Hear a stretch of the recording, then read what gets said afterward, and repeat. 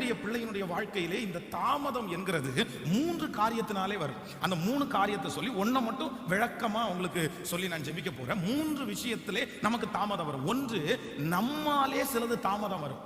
சில ஆசீர்வாதங்கள் வந்து யாரால தாமதம் வரும்னா நம்மால தான் தாமதம் வரும். நம்ம ஜெபிப்போம், நம்ம அதற்காக முயற்சி எடுப்போம். ஆனா நம்முடைய இஷ்டம்னு ஒண்ணு இருக்கும், நம்முடைய விருப்பம்னு ஒண்ணு இருக்கும். நம்ம என்ன பண்ணுவோம்னா வருகிற ஆசீர்வாதத்தை கர்த்தர் கொடுத்திருக்கிற நாளில் நம்ம நிறைய பேர் தடை பண்ணுவோம். அது எனக்கு செட் ஆகல, அது எனக்கு பிடிக்கல, நான் நினைச்சது மாதிரி இல்லை.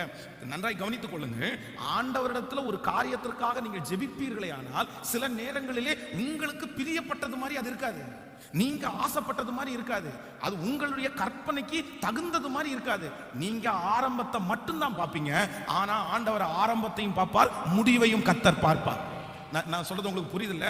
நமக்கு எல்லாருக்கும் எதை மட்டும்தான் பார்க்க தெரியும்னா ஆரம்பத்தை மட்டும்தான் பார்க்க தெரியும், முடிவை பார்க்க தெரியாது. நான் ஒரு நாள்ல என்னுடைய திருமணத்திற்காக ஆயத்தமாகும் போது பாஸ்டர் வெஸ்லி அவங்களுடைய பாஸ்டர் அம்மாவை பார்த்து எல்லாம் பேசி முடிச்சாச்சு. அப்போ முடிக்கும் போது கோயம்புத்தூர்ல இருக்கிற ஒரு மிகப்பெரிய ஒரு செல்வந்தர் வந்து பாஸ்டர் வெஸ்லி அவர்களுக்கு ரொம்ப பழக்கமான ஒரு நபர். அப்போ அவர் வந்து எதேர்ச்சியா ஃபோன் பண்ணும்போது வெஸ்லி பாஸ்டர் வந்து ஷேர் பண்றாரு. என்ன ஷேர் பண்றாருன்னா, ஐயா உங்க ஊர்ல தான் நாங்க மாப்பிள்ளை பார்த்துருக்கிறோம், உங்க ஊர்ல தான் ஒரு மாப்பிள்ளை. உடனே அவர் உற்சாகமா, பாஸ்டர் என்ன சொல்றீங்க, கோயம்புத்தூர்லயா, சொல்லுங்க யாரு அப்படின்னு கேட்ட உடனே ரத்தினபுரியில இந்த மாதிரி ஒரு சர்ச்சுன்னு சொன்ன உடனே அவர் அடுத்த நிமிஷம் என்ன சொல்லியிருக்காருன்னா, ஐயோ பாஸ்டர் ரத்தினபுரியா அங்க கொடுக்காதீங்க பாஸ்டர், அங்க கொடுக்க வேண்டாம், ரத்தினபுரியில கொடுக்க வேண்டாம், நீ என்ன இப்படி இது பண்றீங்க, அதெல்லாம் சரியாகாது. அப்போ வந்து அவர் என்ன நான் விசாரிச்சு சொல்றேன் அப்படின்னு சொல்லி என்ன விசாரித்தார். அப்பொழுது பாத்தீங்கன்னா நம்ம சர்ச் வந்து ரொம்ப குட்டியான ஒரு சர்ச், ஒரு 70 பேர் 60 பேர் அந்த ரேஞ்சில் இருப்பாங்க, ஒரு 100 பேர் ஸ்பெஷல் மீட்டிங் வருவாங்க, அந்த மாதிரி ஒரு சின்ன திருச்சபை தான். அப்போ வந்து அவர் விசிட் பண்ணிட்டு, எனக்கே தெரியாம வந்து விசிட் பண்ணிட்டு எங்க மாமனாருக்கு அவர் ஃபோன் பண்றாரு. ஃபோன் பண்ணி, ஐயோ பாஸ்டர் வேணாம், பியூலாவை போய் அங்கெல்லாம் கொடுக்க வேணாம் பாஸ்டர், அவ எவ்வளவு அழகா பாடுறவங்க, கொஞ்ச நாள் வெயிட் பண்ணுங்க அப்படின்னு அவங்க சொல்லியிருக்காங்க. ஆனா வந்து அது கர்த்தருடைய சித்தத்தின்படி அதுக்கப்புறம் நடந்துருச்சு, ஆண்டவர் ஆசீர்வதிச்சார். ஆனா இன்னைக்கு நான் நினைச்சு பார்க்கிறேன், இல்ல மனிதன் ஆரம்பத்தை மட்டும்தான் பார்ப்பான், ஆனா ஆண்டவர் அப்படி இல்லை, நம்முடைய முடிவையும் பார்ப்பார். அற்பமான ஆரம்பத்தின் நாளை யார் அசட்டை பண்ண முடியும்? பூமி எங்கும் சுற்றி பார்க்கிற கர்த்தருடைய 7 கண்களும் செருபாபேலுடைய தூக்கு நூலை ஆசையாய் பார்க்கிறது. இன்றைக்கு உங்களுடைய பிள்ளைகளுடைய ஆரம்பம் அற்பமா இருக்கலாம், உங்களுடைய பிசினஸ் ஆரம்பம் அற்பமா இருக்கலாம், ஆனா நான் நம்புறேன் கர்த்தர் அதை கொண்டு பெரிய காரியத்தை கர்த்தர் செய்ய போறாரு. ஆமென். அதனால சில நேரங்களிலே வந்து ஆசீர்வாதம் தாமதமாகிறதுக்கு காரணம் யார் அப்படின்னா நம்ம தான் காரணமா இருப்போம். நம்முடைய ஆசை நிறைவேறணும், நம்முடைய விருப்பம் நிறைவேறணும், நம்ம பார்வை நிறைவேறணும் அப்படின்னு நினைப்போம். இல்லவே இல்லை. கர்த்தருடைய சித்தத்திற்காக நீங்க ஜெபிக்கிறீங்க அப்படின்னா நலம் புலம் எதையுமே பேசக்கூடாது. இதுதான் ஆண்டவருடைய சித்தத்திற்கு ஒப்பு கொடுக்கிறதுனுடைய அர்த்தம். எதையுமே பேசக்கூடாது. ஆண்டவரே உமக்கு சித்தம் இருந்தா அதை நடத்துங்க, சித்தம் இல்லைன்னா அதை தடுத்து போடுங்க, அவ்வளவுதான். நீங்க தீர்மானம் எடுக்கிறது தப்பு இல்லை, பொருத்தனை எடுக்கிறது தப்பு இல்லை, ஆனா ஆண்டவர் செய்யும் போது நீங்களே அதை தடுத்து நிறுத்திடாதீங்க, நீங்களே குறுக்க நின்றாதீங்க. இன்னைக்கு அந்த விஷயம் முதல்ல. நம்பர் 2. ரெண்டாவது, நீங்க அதுக்கு ஒரு வசனத்தை கூட நீங்க வாசிக்க முடியும். நீங்கள் ஆதியாகமம் 43ஆம் அதிகாரம் 10வது வசனத்தை வாசிப்பீர்களேயானால், ஆதியாகமம் 43ஆம் அதிகாரம் 10வது வசனத்துல தான் அது எழுதியிருக்கு. நம்ம ஆசீர்வாதத்தை நம்ம வந்து தடுத்து நிறுத்துறது. 43ஆம் அதிகாரம் 10வது வசனத்தை சேர்ந்து வாசிக்கலாமா? 10வது வசனம், நாங்கள் தாமதியாதிருந்தோமானால் இதற்குள்ளே 2 தரம் போய் திரும்பி வந்திருப்போமே என்றார். அப்ப இங்க என்ன நடக்குது அப்படின்னு சொன்னா, யாக்கோபனுடைய பிள்ளைகள் எல்லாம் ஆகாரத்திற்காக சாப்பாட்டுக்கு வழி இல்லை, ஆனா எகிப்து தேசத்திற்கு போகணும். எகிப்து தேசத்துக்கு ஒரே ஒரு ரூல்ஸ் மட்டும் தான் இருக்குது. எகிப்து தேசத்திற்குள்ள நீ திரும்பி வரணும்னா என்னுடைய சகோதரனாகிய பென்யமீனை கூட்டிட்டு வராம நீ இங்க வரக்கூடாதுன்னு யோசேப்பு வந்து ஸ்ட்ரிக்டா தன்னுடைய சகோதரத்துல சொல்லியிருந்தாரு. இப்போ அப்பாட்ட கேட்கிறாரு, பென்யமீனை கூட்டிட்டு போனாதான் சாப்பாடு கிடைக்கும்னு சொல்றாங்க. அவங்க அப்பா என்ன சொல்றாருன்னா, ஏற்கனவே ஒரு பையனை நான் இழந்துட்டேன், இன்னொரு பையனை இழக்க மாட்டேன்னு சொல்லி அவரே தீர்மானம் பண்ணினதுனால அந்த 2 நாட்கள் தாமதமாகிறது. அப்போ நம்பர் 1, முதலாவது, நம்மால நம்முடைய ஆசீர்வாதம் என்ன ஆகக்கூடாதுன்னா தாமதமே ஆகக்கூடாது. எத்தனை பேர் ஆமோதிக்கிறீங்க? இன்னைக்கு ஃபர்ஸ்ட் நீங்க ஜெபிக்கணும், ஆண்டவரே என்னால தாமதம் ஆகக்கூடாது, என்னால எந்த காரியம் தாமதமானாலும் எனக்கு அந்த ஞானத்தை கொடுங்க ஆண்டவரேன்னு கேளுங்க. கேட்கலாமா? கையை மேல உயர்த்தி அப்படியே ஜெபமா சத்தமா கேளுங்க, ஆண்டவரே என் பிள்ளைகளுக்கோ எனக்கோ எல்லாரும் ஜெபிங்க, என்னால அந்த காரியம் தாமதம் ஆகக்கூடாது. நல்ல ஜெபம் பண்ணுங்க. ஏசப்பா, நான் தடுத்து நிற்க கூடாது, நான் குறுக்க நிற்க கூடாது. அப்பா ஸ்தோத்திரம், ஸ்தோத்திரம், ஸ்தோத்திரம், ஹல்லேலூயா. ஆண்டவரே ஆண்டவரே ஆண்டவரே, ஒரு நாள் நான் அதுல குறுக்க நிக்க கூடாது. என் வாழ்க்கையிலே என் சித்தம் அல்ல, உங்க சித்தம் நிறைவேறட்டும் ஆண்டவரே. நான் எதையும் பேச மாட்டேன், நான் எதையும் விரும்ப மாட்டேன். உங்க கரத்துல கொடுத்துட்டு நான் அமைதியா இருப்பேன். நீர் எனக்காக செய்ய போகிறதற்காக ஸ்தோத்திரம். ஆமென் சொல்லுங்கள். சோ இந்த எண்ணம் வந்து ஆண்டவருடைய பிள்ளைக்கு எப்பவுமே இருக்கணும். ஆமென் சொல்லுங்கள். நீங்கள் ஆரம்பத்தை மட்டும் பார்க்க கூடாது, முடிவையும் பார்க்கணும். ஆமென். நம்பர் 2, இரண்டாவது ஒரு வசனத்தை வாசிக்கலாம். தானியேல் 10ஆம் அதிகாரத்தை எடுத்துக்கொள்ளுங்கள். தானியேலின் தீர்க்க தரிசன புஸ்தகத்திலே 10வது அதிகாரத்திலே 12வது வசனத்தை நம்ம வாசிக்கலாமா? தானியேல் 10ஆம் அதிகாரம் 12வது வசனத்தை வாசிக்கும் போது, அப்பொழுது அவர் என்னை நோக்கி, தானியேலே பயப்படாதே, நீ அறிவை அடைகிறதற்கும் உன்னை சிறுமைப்படுத்துகிறதற்கும் உன் மனதை செலுத்தின நாள் முதல் துவங்கி உன் வார்த்தைகள் கேட்கப்பட்டது. உன் வார்த்தைகள் நிமித்தம் நான் வந்தேன். நீங்க இந்த இடத்துல இந்த அதிகாரத்தை முழுவதும் வாசிக்கும் போது வேதம் சொல்லுது, யாரு தடுக்கிற அப்படின்னா, இப்ப தானியேல் ஜெபம் பண்றாரு, ஆண்டவரிடத்திலிருந்து பரலோகத்திலிருந்து பதில் புறப்பட்டுருச்சு. ஆனா அந்த பதில் பூமிக்கு வந்து சேராதபடி பிசாசு இடையிலே அதை தாமதம் பண்றான். கவனிங்க, ஃபர்ஸ்ட் யார் தாமதம் பண்றது? நம்முடைய ஆசீர்வாதம் எதனால தாமதமாகும்? நம்மால தாமதமாகும். நம்பர் 2, இரண்டாவது, சில ஆசீர்வாதங்களை யாரு தாமதம் பண்ணதாமா இந்த இடத்துல? உடனே நீங்க கேட்கலாம், ஆண்டவர் தானே அனுப்புனாரு, ஆண்டவர் அனுப்புன ஆசீர்வாதத்தை எப்படி அது பிசாசு தடை பண்ண முடியும்? எப்படி அவன் தாமதம் பண்ண முடியும்? ஆனா நீங்க ஒண்ணு நல்லா புரிஞ்சுக்கணும், இந்த அதிகாரத்துல நீங்கள் வாசிப்பீர்களே ஆனால் இந்த வாக்குத்தத்தம் உடனே ஆண்டவர் கொடுத்த பதில் வந்து உடனே நிறைவேற வேண்டிய அவசியம் இல்லை. இன்னும் கொஞ்சம் டைம் இருக்குது, இன்னும் கொஞ்சம் காலம் இருக்குது. அதனால தான் ஆண்டவர் சத்ரு தாமதம் பண்ணும் போது கூட அனுமதிச்சாங்க. கவனிங்க, சில நேரங்களிலே நம்முடைய ஆசீர்வாதங்களை பிசாசு தடை பண்ணி தாமதப்படுத்துறாருன்னா உங்க இருதயம் கலங்க வேண்டாம். ஆண்டவர் அந்த டைமுக்கு அது நிறைவேற வேண்டாம், அதுக்கு இன்னும் டைம் இருக்குப்பா, அதனால அவன் கையில கொடுத்துருக்கிறேன். நம்பர் 2, இரண்டாவது, அந்த ஆசீர்வாதம் நிறைவேறுவதற்கு இன்னும் தானியேல் நிறைய ஜெபிக்க வேண்டியது இருக்குது. அவனை ஜெபிக்க வைக்கணும். அப்போ நம்முடைய ஆசீர்வாதங்கள் வந்து சத்ரு தடை பண்ணுகிறான் அப்படின்னா நான் நம்புறேன் இன்னும் அது நிறைவேறுவதற்கு காலம் இப்ப அவசரமா உங்களுக்கு அவசியம் இல்லை. நம்பர் 2, இரண்டாவது, இன்னும் நீங்க ஆயத்தப்பட்டு அதற்காக ஜெபிக்க வேண்டியது இருக்கு. ஆக மொத்தத்துல கர்த்தருடைய அனுமதி இல்லாமல் கர்த்தர் உங்களுக்கு கொடுக்கிற ஆசீர்வாதத்தை சத்ருவினால தாமதம் பண்ண முடியாது. எத்தனை பேர் ஆமோதிக்கிறீங்க? யாருமே தடுக்க முடியாது. நான் சொல்றேன், பிசாசே தடுக்க முடியாது. அப்ப ஏன் கர்த்தர் தடுப்பாரு? அப்ப ஏன் மனுஷன் தடுக்க முடியும்? ஆமென் சொல்லுங்கள். கடந்த நாட்களிலே ஒரு ரொம்ப ஆச்சரியமான ஒரு சாட்சி. அப்படின்னா ஒரு அம்மா வந்து தன்னுடைய பிள்ளைய வீட்டில், அம்மாவும் ஒரு சின்ன பையனும் ரொம்ப காட்டுக்குள்ளே இருக்காங்க. அப்போ அந்த பிள்ளைக்கு வந்து மெடிசன் தேவைப்படுது. உடனே இந்த அம்மா வந்து, நான் வந்து உனக்கு மெடிசன் வாங்கிட்டு வரேன், நீ பத்திரமா இருன்னு சொல்லி தன்னுடைய காரில் மெடிசன் வாங்க போனாங்க. போனவங்க என்ன பண்ணிட்டாங்கன்னா, இந்த கீயை உள்ள காருக்குள்ளே கீயை வச்சுட்டு போய் மெடிசன் வாங்கிட்டு திரும்பி வந்தால் கார் உள்ள சாவி மாட்டிக்கிச்சு. என்ன பண்ணுறதுன்னே தெரில. தன்னுடைய பிள்ளைக்கு ஃபோன் பண்றாங்க, நீ தனியா இரு, பயப்படாத, ஏசப்பா கூட இருக்கிறாரு. உடனே அந்த பிள்ளை சொல்லிச்சாமா, பக்கத்துல எங்கேயாவது இந்த துணிக்கு காயப்படுற இந்த ஹேங்கர் மாதிரி இருந்துச்சுன்னா அதை வாங்கிட்டு வந்து உள்ள இந்த மாதிரி விட்டு அதுல சாவியை ஓப்பன் பண்ணலான்னு யூடியூப்ல பார்த்தோமா, நீ வேணா அப்படி ட்ரை பண்ணலாமே அப்படின்னு கேட்டேன். உடனே இந்த அம்மா போய் ஒரு ஹேங்கர் வாங்கிட்டு வந்து அதை ட்ரை பண்ணி பார்த்துருக்காங்க. ஆனா அது திறக்கவே இல்லை. அப்போ வந்து ஒருத்தர் ரோட்ல நடந்து போனாராமா. நடந்து போனவர் ஏதாவது ஹெல்ப் பண்ணணுமான்னு கேட்டிருக்காரு. உடனே இவங்க சொல்லியிருக்காங்க, ஆமா இந்த மாதிரி சாவி உள்ள மாட்டிக்கிச்சு அப்படின்னு. உடனே அவர் வந்து அந்த இரும்பு கம்பியை வாங்கி ஒரு 2 நிமிஷத்துக்குள்ள அந்த கார் கீயை திறந்து உள்ள கொடுத்தாராமா. உடனே இவங்க சொன்னாங்க, ரொம்ப தேங்க்ஸ் அப்படின்னு சொன்னாங்களாமா. நீங்க யாருன்னு தெரிஞ்சுக்கலாமா? உடனே அவர் சொன்னாராமா, நான் ஜெயிலில் இருந்து வந்து 2 நாள் தான் ஆச்சு. நான் வந்து ஜெயிலுக்கு போனதுக்கு காரணம் என்ன அப்படின்னா, திருடுறதுனால தான் நான் ஜெயிலுக்கு போனேன். ஏற்கனவே ஒரு திருட்டு கேஸில் மாட்டி ஜெயிலில் போய் 2 நாளைக்கு முன்னாடி தான் நான் வந்து ஜெயிலேருந்து வெளியே வந்தேன். ரோட்டில் வாக்கிங் பண்ணலான்னு நினச்சேன், இப்போ உங்களுக்கு ஹெல்ப் பண்ணணும். உடனே அவங்க கையை தூக்கி சொன்னாங்களாமா, ஆண்டவரே ஏற்ற நேரத்தில் பர்ஃபெக்டான ஒரு ஆளை அனுப்புனதற்காக நன்றி. அப்போ அந்த நேரத்தில் அந்த திருடம் வரலன்னா கூட அவங்களால என்ன பண்ணிக்க முடியாது, ஒரு 2 மணி நேரம் போராடி இருக்க முடியும். திருடன்றனால, ஏற்கனவே நிறைய வண்டியை திருடனால அதை ஓப்பன் பண்றதுக்கு அவனுக்கு ரொம்ப சிரமமே இல்லையாமா. அப்ப நான் நம்புறேன், ஆண்டவருடைய பிள்ளையே நமக்கு தாமதம் பண்ணவே மாட்டான். நடக்கணும்னு அந்த நேரத்தை கர்த்தர் நியமிச்சிட்டாருன்னா ஏற்ற நாளில் வந்து சேரும். இந்த ஆண்டு உங்களுக்கு ஏற்ற நேரமா இருக்கட்டும். இனி இருக்கிற இந்த 6 மாதத்துல உங்களுக்கு நல்ல விஷயங்கள் நடக்கட்டும். பல மாதங்களாக தடை பண்ணி வைத்திருக்கிற அந்த சத்துருடைய தடைகள் உடைக்கப்படட்டும். பிசாசனுடைய தடைகள் உடைக்கப்படட்டும். ஹல்லேலூயா. பரலோகத்தின் தூதனானவர் கொண்டு வருகிற அந்த ஜெப விண்ணப்பங்கள் இயேசுவின் நாமத்தினால வானமண்டலத்தில் இருக்கிற பொல்லாத ஆவிகளை கடிந்து நாங்கள் அப்புறப்படுத்தி அந்த ஆசீர்வாதத்தை நாங்கள் சுதந்தரிக்கிறோம். ஆமென் சொல்லுங்கள். அது தடைபடாது, நிச்சயம் வரும். சொல்லுங்க, ஒரு 10 டைம் சொல்லுங்க பார்க்கலாம். நிச்சயம் வரும். சொல்லுங்க, நிச்சயம் வரும். அது தாமதியாது, நிச்சயம் வரும். சொல்லுங்க, ஆண்டவரே நிச்சயம் வரும், நிச்சயம் வரும், நிச்சயம் வரும். உங்க கண்களுக்கெல்லாம் அது ஆச்சரியமா இருக்கும். அது உங்க கண்களுக்கெல்லாம் ஆச்சரியமா இருக்கும். நிச்சயமா வரும், நிச்சயமா வரும். ஆண்டவர் ஆணித்தரமா சொல்றாரு, மகளே நிச்சயமா வரும்.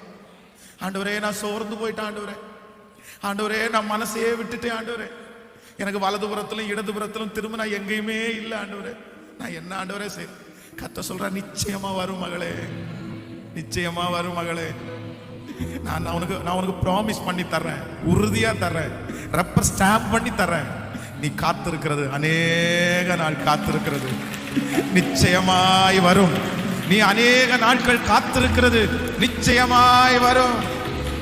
காத்திருந்து பலன் அடைவே,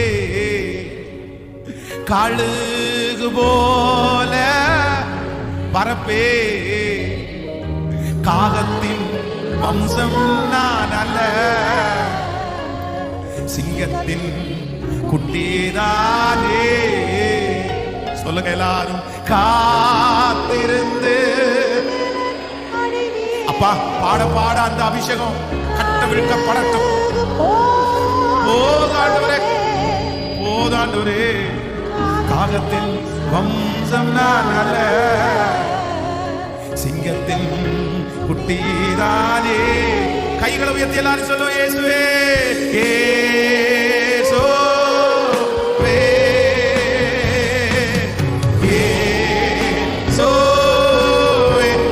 வசனத்தை பாட பாட பாட சோவே சோவே சோவே. எல்லாம் எனக்கு நீரே, எல்லாம் எனக்கு நீரே. ஒரு நிமிஷம் கூட கையை வைத்து இயேசுவே. அது தாமதித்தாலும் வரும், நிச்சயமாய் வரும். அது தாமதிப்பது இல்லை. குறித்த காலத்திற்கு தரிசனம் வைக்கப்பட்டிருக்கிறது, குறித்த காலத்திற்கு தரிசனம் வைக்கப்பட்டிருக்கிறது. முடிவிலே அது விளங்கும், அது தாமதியாது, குறித்த காலத்தில் நிச்சயமாய் வரும். அப்பா வா,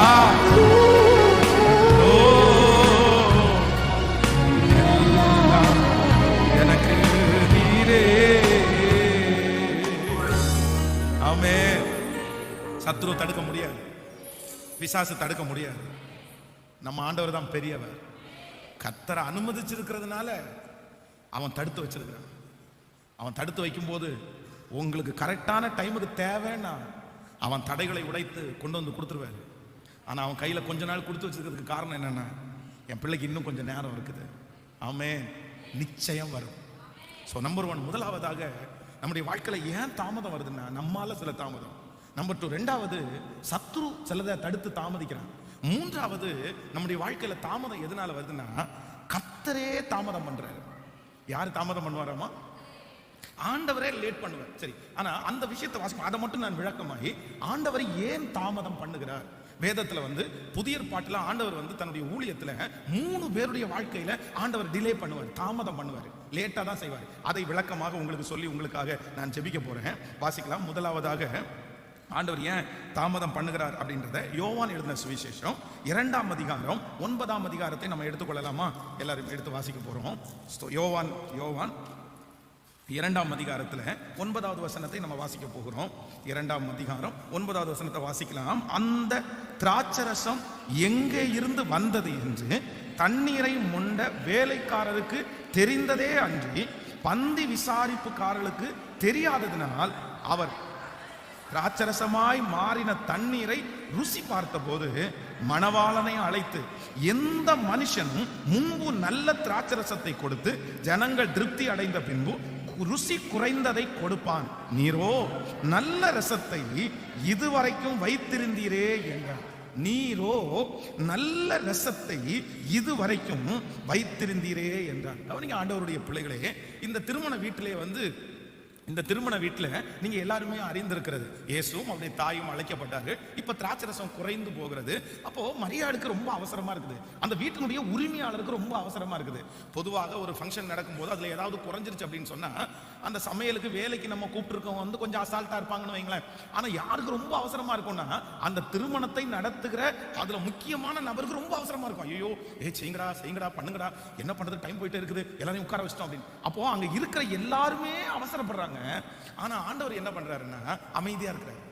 ரொம்ப லேட். உடனே எல்லாரும் கேட்கறாங்க, ஆண்டவரே ஏன் அமைதியா இருக்கிறீங்க?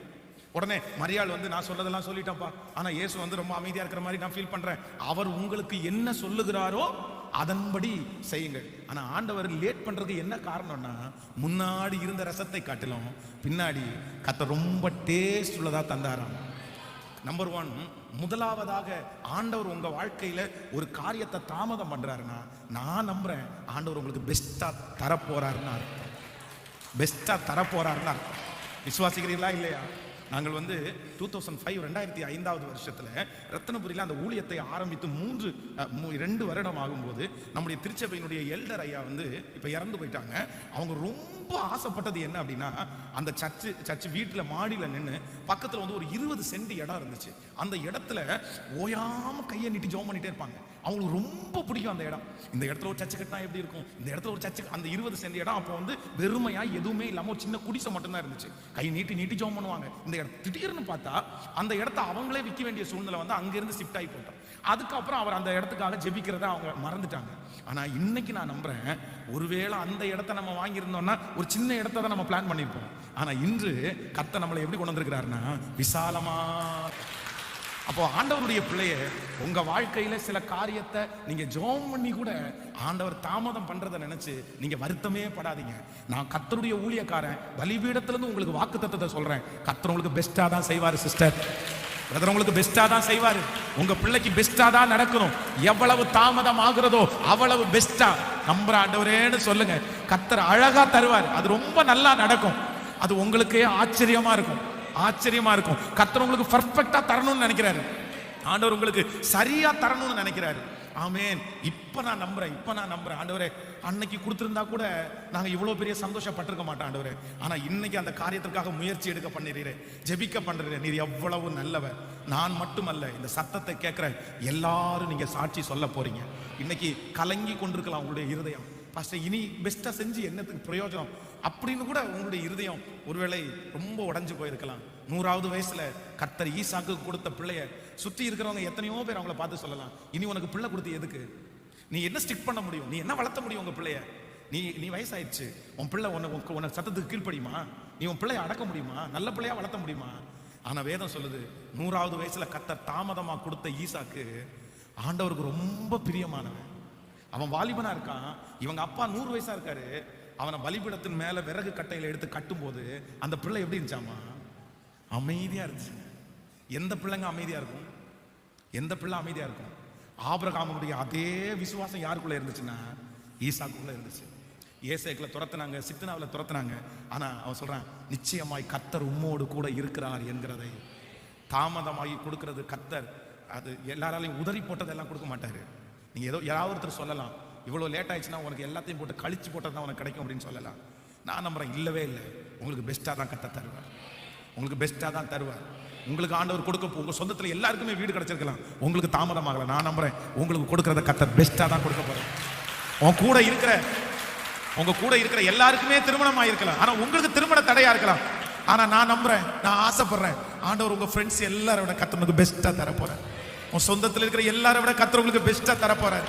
இயேசுவே, இயேசப்பா, இந்த வார்த்தை உமக்கு பிரியமா இருக்குமே ஆனால் நான் பிரசங்கம் பண்ணும் போதே, இந்த வார்த்தையை சொல்லிக் கொண்டே இருக்கும் போதே, இந்த சத்தத்தை எந்த பிள்ளை கேட்டாலும் அப்பா அப்பா அப்பா இறக்கும். வேலைக்காரனுடைய கண்கள் தங்கள் எஜமானின் கையை நோக்கி இருக்குமாறு போல எங்கள் தேவனாகிய கர்த்தர் எங்களுக்கு இரக்கம் செய்யும் வரை. ராஜா நினைச்சிருங்கப்பா, என் பிள்ளைய, என் மகனை நினைச்சிருங்கப்பா. இதோ இந்த சத்தத்தை கண்ணீரோட கேட்டுட்டு ரொம்ப உடைஞ்சு போய் இதான் பாஸ்டர் நினைச்சிட்டே வந்தேன் நானு. அந்த பிள்ளைய பெஸ்டா மாத்தி கொடுங்க ஆண்டவரே. அந்த அற்புதத்தை பெஸ்டா மாத்தி கொடுங்க ஆண்டவரே. இப்பொழுதே அந்த வியாதி சரியாயிரட்டும் ஆண்டவரே. இப்பொழுதே அந்த சூழ்நிலை மாறட்டும் ஆண்டவரே. நீங்க இறங்காம வேற யார் இறங்க முடியும்? கைகளை எல்லாரும் உயர்த்தி இயேசுவே இந்த வார்த்தையை நம்புறோம்னு நீங்க சொல்லுங்க. ஒரு 10 டைம் சொல்லுங்க. எனக்கு நீங்க பெஸ்டா தான் செய்ய போறீங்க. என் பிள்ளைக்கு நீங்க பெஸ்டா தான் செய்ய போறீங்க. என் குடும்பத்துக்கு நீங்க பெஸ்டா தான் செய்ய போறீங்க. சொல்லுங்க சொல்லுங்க சொல்லுங்க சொல்லுங்க சொல்லுங்க. அப்பா அப்பா அப்பா, அதுல ஒரு குறையும் இருக்காது. அதுல ஒரு குறையும் இருக்காது. எனக்கு நேர்த்தியா செய்ய போறீங்கப்பா. எனக்கு தாமதமாக ஆக நேர்த்தியா செய்ய போறீங்க ஆண்டவரே. செய்வீங்க ஆண்டவரே, செய்வீங்க. சொல்லுங்க, செய்வீங்க ஆண்டவரே. எனக்காக யாவையும் செய்பவரே, செய்து முடிப்பவரே. ஐயரே ஐயரே ஐயரே, எனக்கா.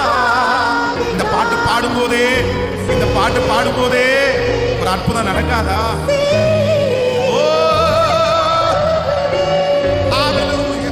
என் பாரு என்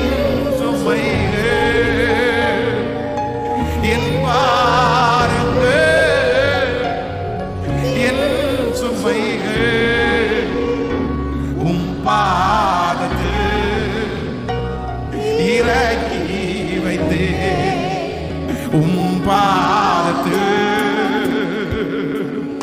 இறக்கி வைத்து. எல்லாருடைய கையை உயர்த்தி ஏசையா ஏசையா இயேசுவே. அப்பா அப்பா அப்பா அப்பா அப்பா அப்பா அப்பா, சொல்லுங்க சொல்லுங்க. அந்த பிரச்சனை நிறைய பேரை தொடுது. இயேசுவே இயேசுவே, ரட்சகரே, மனம் இறங்க மாட்டீரோ? நீர் மௌனமா இராது. நீர் எழுப்பி நில்லும். நீர் எழுப்பி மாறோ. நீர் நியாயம் செய்யவா. நீர் பொறுத்திருந்தது போதும். நீர் தாமதம் பண்ணினது போதும். வெயிட் பண்ணினது போதும். ஏசையா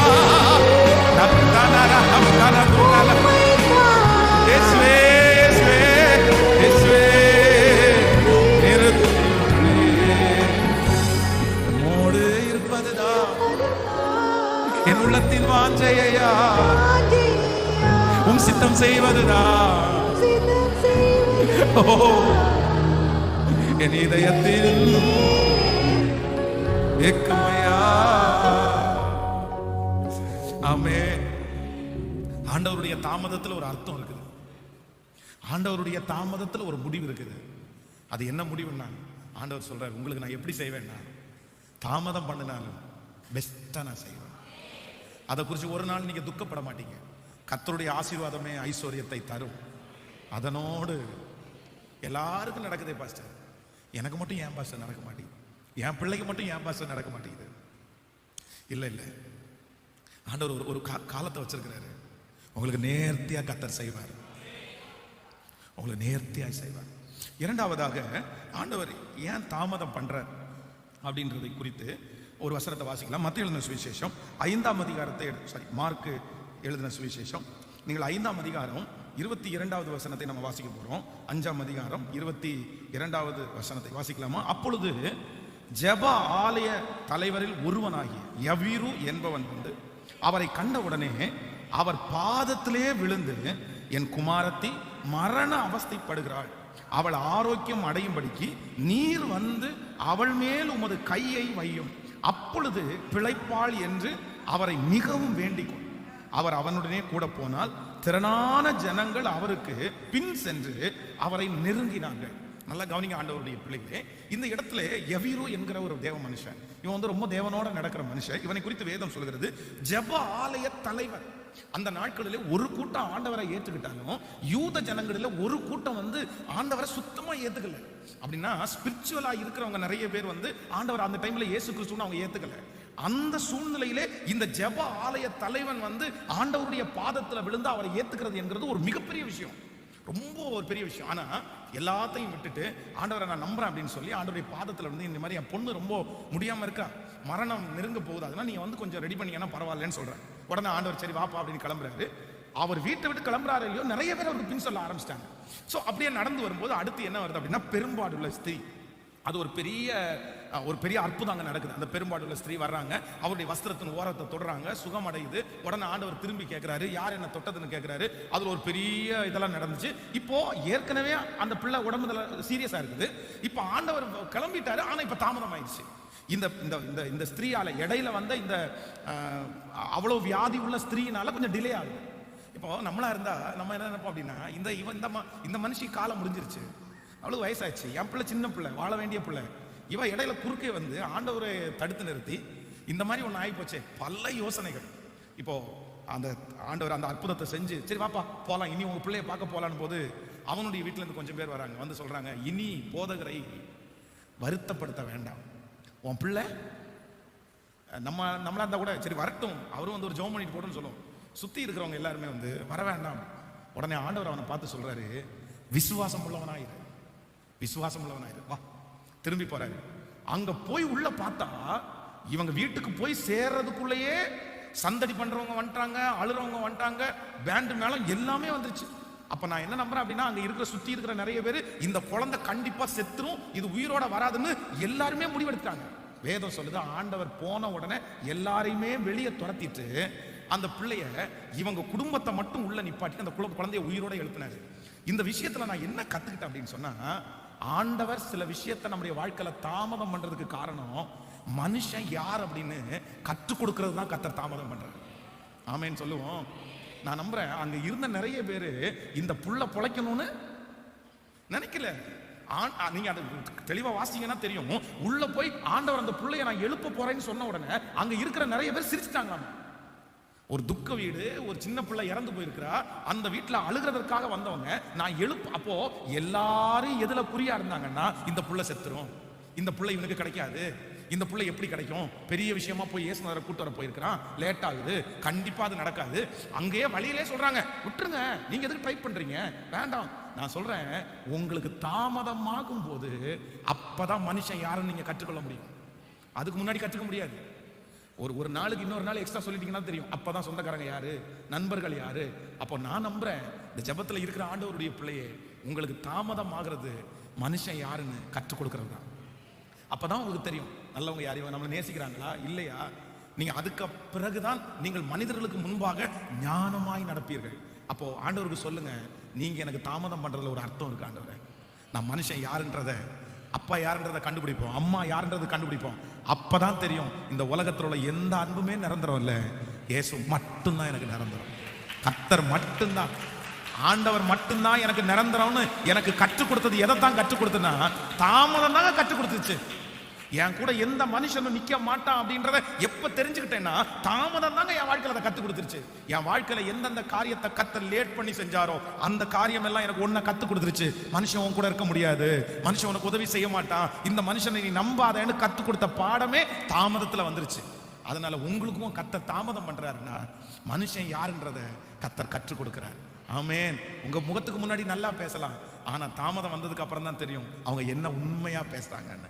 ஆமேன்னு சொல்லுங்க, கையை உயர்த்தி சொல்லுங்க, மனுஷன் யாருன்றத நீங்க எங்களுக்கு கற்றுக் கொடுத்ததற்காக நன்றி ஆண்டவரே. எங்கள் தாமதத்தின் நிமித்தமா தான் நீங்க கற்றுக் கொடுத்தீங்க. உண்மைன்னு சொல்றவங்க கையை உயர்த்தி, உண்மைதான் பாஸ்டர், நீங்க சொல்ற வார்த்தை உண்மை, கர்த்தருடைய வார்த்தை உண்மை.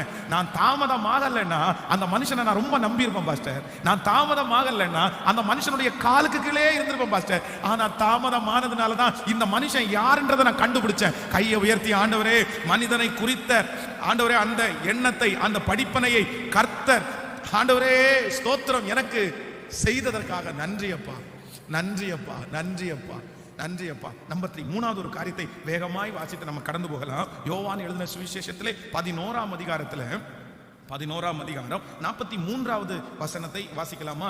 11ஆம் அதிகாரம் நம்ம 43வது வசனத்தை சேர்ந்து வாசிக்கலாம். 43வது வசனம், இவைகளை சொன்ன பின்பு லாசருவே வெளியே வா என்று உரத்த சத்தமிட்டு கூப்பிட்டார். கவனிங்க, இந்த வசனத்தை ரொம்ப வாசிக்க வேண்டாம், நீங்க வீட்டுல போய் வாசிங்க. இங்க 3வது ஆண்டவர் புதிய பாட்டுல ஒரு இடத்துல தாமதமா போறாரு. எங்க தாமதமா போறாருன்னா, லாசரு மரித்து போனான். நீங்க அது 32வது வசனத்தை வாசிக்கும் போது வேதம் சொல்லுது, இயேசு இருந்த இடத்தில் மரியாள் வந்து அவரை கண்டவுடனே அவர் பாதத்தில் விழுந்து, ஆண்டவரே, நீர் இங்கே இருந்திருந்தீரையானால் என் சகோதரன் மரித்திருக்க மாட்டான் என்றார். நீங்கள் 6வது வசனத்தை வாசிப்பீர்களேயானால் 6வது வசனம், அவன் வியாதியாய் இருக்கிறதாக அவர் கேள்விப்பட்ட போது தாம் இருந்த இடத்திலே பின்னும் 2 நாள் தங்கினான். அப்படின்னா அவன் வியாதியாய் இருக்கும் போதே நியூஸ் அவருக்கு வந்துருச்சு. அந்த நியூஸை கேட்டுட்டு 2 நாள் அங்க திரும்ப இருக்கிறாரு. எல்லாரும் போலான்றாங்க. நீங்க லாசரு ரொம்ப நேசிக்கிறீங்க இல்ல, கிளம்பலாமான்னு கேக்குறாங்க. 2 days வெயிட் பண்றாரு. தாமதம் பண்ணி போறதுக்குள்ள இவன் மரித்து அவங்க ஒரு ரொம்ப பிளஸ்ஸா தான் எடுத்துக்கிட்டாங்க. சரி பரவாயில்ல, ஆண்டவர் பிஸியா இருப்பார், நம்ம அடக்கம் பண்ணிடலன்னா அடக்கம் பண்ணிட்டாங்க. இப்ப மரிச்சு எத்தனை நாள் ஆச்சு அப்படின்னா 4 நாள் ஆயிடுச்சு. இயேசு அவனை எழுப்ப போகும்போது சுற்றி இருக்கிற எல்லாரும் சொல்றாங்க, இவ்வளவு லேட்டா மரித்து 4 நாள் ஆயிடுச்சு, நாரும் இப்ப போய் எழுப்ப போறீங்க, இப்ப போய் எழுப்ப போறீங்க அப்படின்னா மனிதர்கள் எல்லாம் முடிஞ்சு அப்படின்ற சூழ்நிலைக்கு அடக்கம் பண்ணிட்டாங்க. அப்பதான் ஆண்டவர் சொல்றாரு, நான் தாமதம் வந்ததுக்கு ஒரு நோக்கம் உண்டு. இல்ல, மனுஷன் முடிஞ்சுச்சுன்னு சொன்னாலும் நான் ஒரு துவக்கத்தை வைக்கிறேன் என்கிறதை நிரூபிக்கிறதற்காகத்தான் கர்த்தர் லேட்டா வந்தார். அங்க இருக்கிற எல்லாருடைய ஜனங்களுக்குள்ளேயும் ஒரு செத்த மனுஷனுடைய உயிர் 3 நாள் அந்த ஊர்லயே சுத்திட்டு இருக்குன்னு ஒரு நம்பிக்கை இருந்துச்சு. 4வது நாள் அது இருக்காது அப்படின்ற ஒரு ஐதீகம் இருந்துச்சு. ஆண்டவர் அதை எல்லாத்தையும் முறியடிச்சு, இல்லப்பா நீங்க அடக்கம் பண்ணிட்டீங்க, ஆனா என் இயேசு உயிரோடு இருந்தார். இன்னைக்கு இந்த ஜெபத்தில் இந்த சத்தத்தை கேட்கிற ஆண்டவருடைய பிள்ளை, நிறைய தாமதம் ஆறதுனால நீங்க நிறைய பேர் அடக்கமே பண்ணியிருக்கலாம். இனி அதை திறக்க முடியாது பாஸ்டர், இது அதை திறக்க முடியாது.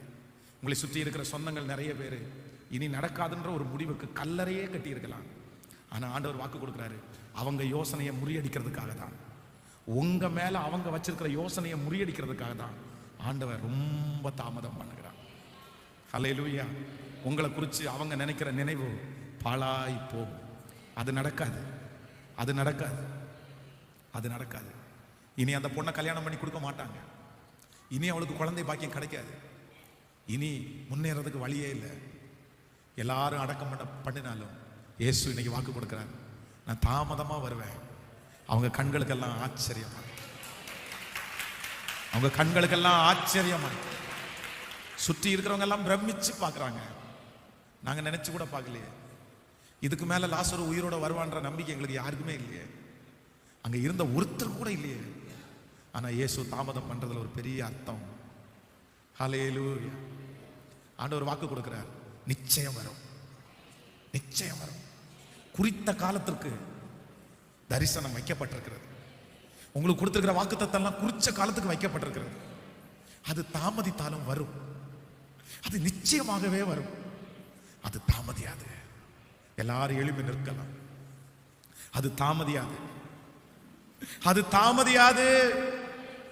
காத்திரு, பொறுத்திரு, கர்த்தரையே நம்பிரு, அவரே காரியத்தை வாய்க்க பண்ணுவா. மகளே இதுவரைக்கும் காத்திருந்த, மகனே இதுவரைக்கும் காத்திருந்த, ஆண்டவர் ஒரு விஷயம் கூட இந்த இரக்கம் செய்ய வரை கூட்டத்தில் சொல்றாரு, காத்திரு, நீ பொறுத்திரு, என்னையே நீ நம்பிரு, உன் காரியத்தை நான் வாய்க்க பண்ணுவேன். நிச்சயமா அது வரும், அது தாமதியாது, நிச்சயமா வரும்.